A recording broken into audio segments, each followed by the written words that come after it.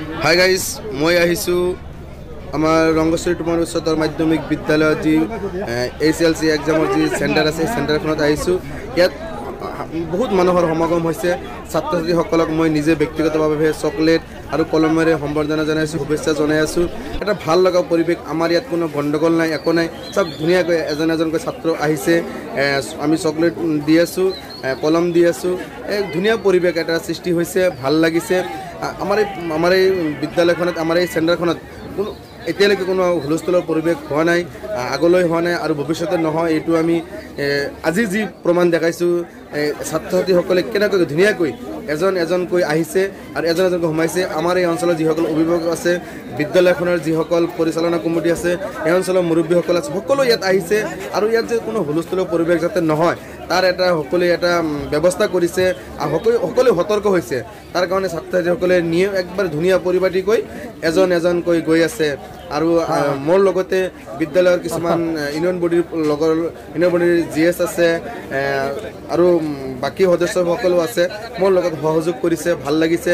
আমাৰ এই বিদ্যালয়খনৰ যিসকল শিক্ষক আছে, শিক্ষকসকলেও মোৰ লগত সহযোগ কৰিছে, ভাল লাগিছে। মই বিদ্যালয়খনৰ গেটৰ ভিতৰত থিয় হৈ এনেকৈ সকলো যিমান ছাত্ৰ ছাত্ৰী সকলোকে মই কলম আৰু চকলেটেৰে সকলোকে শুভেচ্ছা জনাই আছোঁ। মই এই ভিডিঅ'ৰ জৰিয়তে সকলো ছাত্ৰ ছাত্ৰীক এটাই কথা ক'ব বিচাৰোঁ, তোমালোকে ধুনীয়াকৈ এক্সাম দিয়া, পৰীক্ষা দিয়া আৰু ভাল ৰেজাল্ট কৰা, নিজৰ বিদ্যালয়খনৰ লগতে নিজৰ দেউতা, নিজৰ সন্মান ৰক্ষা কৰা। আৰু এইটো তোমালোকৰ জীৱনৰ প্ৰথম এটা পৰীক্ষা হ'ব। ইয়াত তোমালোকে ভাল ফলাফল দেখাব পাৰিলে নেক্সট টাইম তোমালোকে হাই ছেকেণ্ডেৰী পৰীক্ষা দিবা, BA পাছ কৰিবা, কোনোবাই MSc হ'ব, কোনোবাই ডক্টৰ হ'ব, কোনোবাই ইঞ্জিনিয়াৰ হ'ব।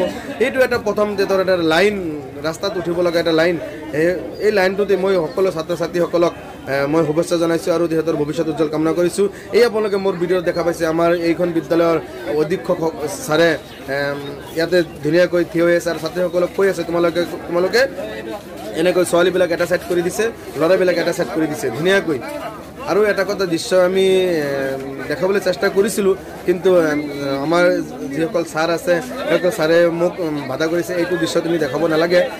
এটা মানিব লাগিব, ইয়াত এটা বেগ পলিথিন যোনে যি আনিছে একো লৈ যাব দিয়া নাই ভিতৰত। চবেই পিচবুট কলমৰ বাহিৰে কোনো বস্তু লৈ যাব দিয়া নাই।